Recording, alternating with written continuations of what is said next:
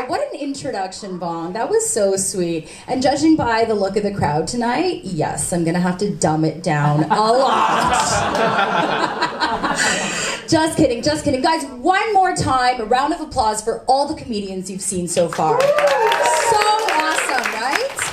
Yeah, I don't think, like, when people don't do comedy, I don't think you understand how hard it is to be a comedian. It's a tough job, you know, because, like, trying to write a good joke, a lot like trying to find a good guy these days. You know, you gotta go through at least 10 shitty ones before arriving at something decent, and when you finally do, there's a risk that it's been done one too many times. Or that someone else might steal it, so good luck to all of us.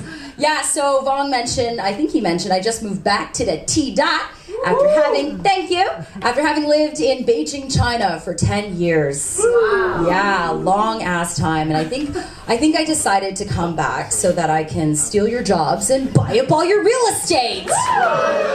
Crazy, semi-rich Asian in the house. Yeah, I think that, you know, like China, there is a lot of money coming out of China, right? It's quickly becoming the world's largest economy. And I think that has Trump and America feeling a little insecure. You know what I mean? He's always like, oh, China, China, China. Oh, I'm gonna build a wall. It's gonna be huge. It's gonna be great. It's gonna be even greater than their wall. You know, I would say, like, relax, Trump. Relax, America. All right? Because China might surpass you in dollars, but never in pounds. Right? You know, make America healthy again? Why don't you start by making them a little healthy first? Yeah, so I just moved back and I ran into this old classmate of mine that I hadn't seen since we were 11 years old. I hadn't seen this chick, and she was so shocked and surprised to learn that all these years I've been living in China. She's like, oh my God, why'd you move to China? It's so far away, it's so polluted. Like, the food's not safe, the alcohol's not even real. Like, why'd you move to China? And I'm like, because in grade school you told me to go back to China? Does that ring a bell, you racist bitch? Yeah, so I was working in Beijing, as my lovely profile says on that beautiful pamphlet. Round of applause for that. I've never been on a playbill before. What the fuck? Dreams are coming true. I was working in China as a television anchor for CCTV. Right? Thank ya. That's China Central Television. Not to be confused with closed circuit television. But it doesn't really matter, right? Because in both cases, the only person watching is Big Brother. No one else be watching that propaganda shit.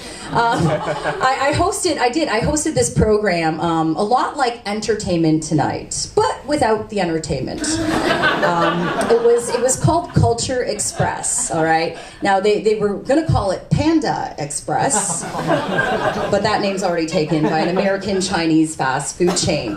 But think about it, like, what a stupid name for a fast food chain. Panda Express, okay? Because when have you ever known pandas to be fast at anything except going extinct? Oh, are we all PETA in the house? It's a fact. Yeah, no, like the panda bear, he just chills, man. He's gangsta. He doesn't move. He just sitting there in the tall grass with his bitches that he doesn't fuck, you know? Getting fat on bamboo, counting his tourist money. All right? Like, I think if, like, the panda bear were a rapper, I think he'd be like Notorious B.I.G. Biggie Smalls, right? Because he's fat as hell and he represents the true East Side. He'd be like, I love it when you call me Big Panda.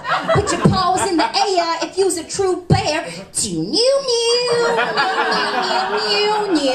Chinese Mafia. Represent. All right, we'll work on that little song and dance number. Okay.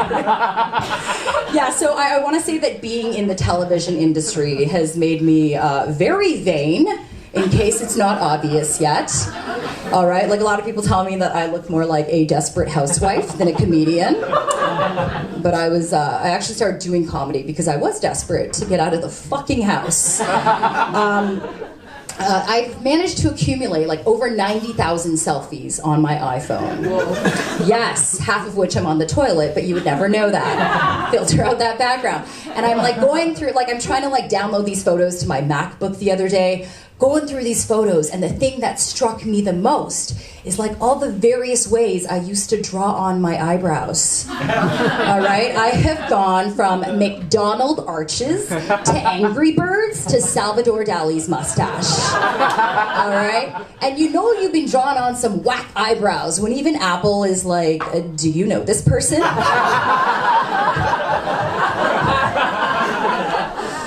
But it's funny how eyebrows are the only body part you can like draw on and get away with. You know what I mean? Ladies, like imagine you're at home with your husband getting ready to go to dinner and he's like, nah, sorry babe, I'm still drawing on my balls, but the left one is not quite matching up with the right one, okay? One looks like a chickpea, the other looks like a Ferrero Rocher. These balls are not on point. We're not going out. Dinner's canceled. I do more contouring on my balls. I'm Chinese Canadian. Any Chinese Canadians in the house? What? Urban comedy. Yeah, I'm Chinese Canadian. But I think that the only thing that I've done in my life, which really makes sense to both of my wonderful cultures, is marry a white guy. Hey, wow. But you know, like being married to a white guy is great. You know, if you like eating peanut butter and jelly sandwiches, and secretly racist mother-in-laws. But it does have its awkward moments, all right? Let me tell you, every time my white husband and I are in an elevator with another white guy and his Asian girlfriend, all right? There is always that 2 to 3 seconds of awkward acknowledgement, okay? It's like showing up to a party wearing the same outfit as someone else, okay? He's white, you're white, she's Asian, you're Asian. But who wore it better? Yeah. Okay, are there any ladies in the house who don't have any children yet? Oh, ladies in the front, some in the back. All right, I guess I'm talking to 4 y'all tonight. Okay, ladies, this is gonna get a little nasty, all right? If you think your vaginal discharge is bad now, wait until you have kids, okay? No. Because every day it looks like somebody's trying to do paper mache with my underwear. Just a fact. All right, we lost half the room on that one. But it's a good transition. I'm going to get into it, all right? Because I'm a mama, okay? I'm a mama. I got 3 kids. Yeah. Thank you. My youngest just turned 1 year old, so... Yeah, thanks. Give it up for unplanned pregnancy. Also known as pulling out. The Russian roulette of birth control, am I right? You know, but like what's up with that term anyway? Pulling out. Like, what am I, a driveway? You know, my husband's like, okay. He's like, I'm like, come on, hurry up. He's like, I can't, honey, I can't. I'm trying to. There's a fucking kid behind me. Yeah, I never planned to have kids, in case it's not obvious, you know? I'm a career woman, or what my mother-in-law likes to call selfish. Yeah, she thinks motherhood is God's gift to women.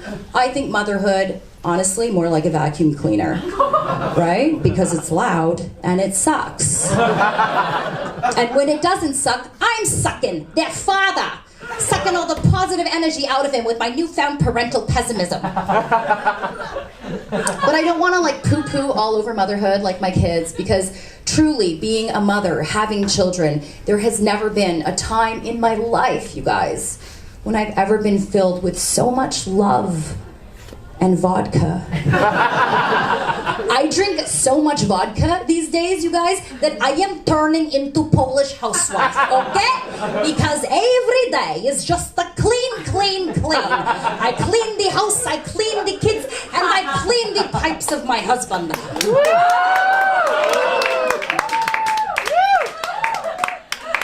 Oh God, it's so sad. Yeah, so I got the 3 boys, right? They're 6, 4, and 1. Special, because if you jumble it up, it's a Toronto area code. And they're getting so big. Like, I look at them and I'm amazed. You ever just look at these kids and I'm just like, wow. How did 3 of them, 3, come out of this slot machine? Yeah, that's what I call it, you know, because it's been with more losers than winners.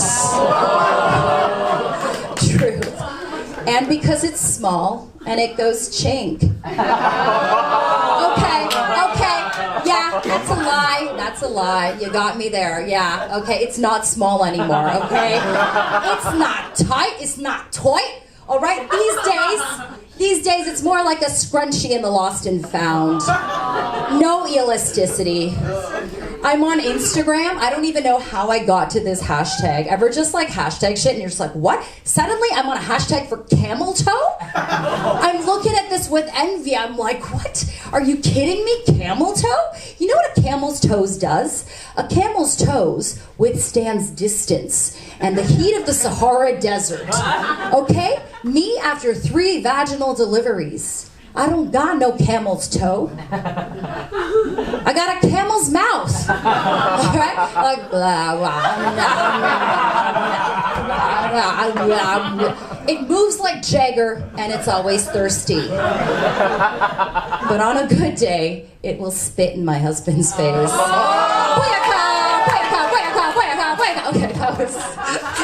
Wow, okay, only the dirty ones are in the front. The back room is like, this is inappropriate. I know it's generational, but I don't think I'm relating to, like, what's a camel's toe? It has to do with a vagina. I don't understand. All right, sorry. My 6-year-old Christian, he is saying the craziest things these days, okay? He came home from school today, and he was like, Mommy, I want to marry Michael. And I was like, no, son, like, you can't do that, no. And he was like, why? Because he's a boy? And I'm like, no, because he's your brother. That shit ain't legal yet, okay? But we are in Canada, so wait a few years. Anything can happen. Yeah, I do often complain about my children, and my sister, every time I complain about my kids, she'll be like, Jen, I don't get it, okay? If you didn't want so many kids, why didn't you guys just wear a condom? I'm like, shut up, bitch, okay? You're a lesbian, all right? The most you're gonna get from unprotected sex is what, like syphilis, not a child. All right, why didn't we use a condom? I don't know, because would you eat an English cucumber with the wrapper still on it? Kind of ruins the salad, don't you think? But like, speaking of the English cucumber, like, what's up with these things? Like the English cucumber, you guys? Ever notice that like they're practically individually vacuum sealed in this tight plastic, right? And to get it, you need to like castrate the head a good chunk off and then peel back that plastic in this difficult way that resembles like grandfather getting out of his diving suit. And then once you chop up the cucumber slices that you need, here's the bizarre part. Instead of just taking that cucumber out of its miserable plastic and putting it in a Ziploc bag, you would rather exert 50 calories by sliding that tight plastic back up the shaft of the cucumber as if you're giving the most difficult hand job of your life. It doesn't make sense, right? But it's only the English cucumbers. You know, none of the other vegetables are wrapped in such a way. Like broccoli's just letting it all hang out there. Like all loosey-goosey. You know, even the other cucumbers that aren't English are not wrapped that way. And it got me thinking, like, why? Why English cucumber? Why? And I figured it out. It's because they wouldn't be English if they weren't difficult and uptight. Right? These bitches be wrapped in a way that suggests they don't want to mingle with the other vegetables. They even want to be separated from the other cucumbers. It's a cucumbrexit. Long way for a cucumber joke. Thank you, guys. So I know I'm running out of time, but I'll finish quickly. I'll finish like my husband. All right. So you know, this whole like being a parent thing has made me really like reminiscent and nostalgic of my own childhood and a lot of the advice my father would bestow upon me as a young girl. He had so much wisdom, my Chinese dad. When I was young, he would sit me down and be like, Jenny, You find a man who will love you more than you love him. That way you won't get hurt, because eventually your love will catch up to his love. I'm like, well, wait a second, Dad. Isn't that the definition of a gold digger? So you want me to be like Mom? All right, okay, so then when my parents got a divorce because my dad lost all his money, he sat me down again. And he was like, Jenny, very important. Be strong, be independent. Don't be like your mom. Don't rely on the man. I was like, okay, Dad, so you're saying that there's room for 2 lesbian daughters in this family? Because Tiffany be crushing that pussy. Like, okay.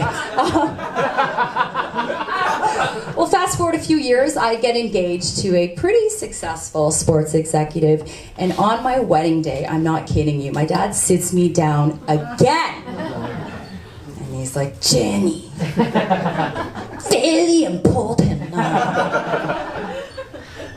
Ask David, 4 tickets, Toronto versus Houston, April 26th.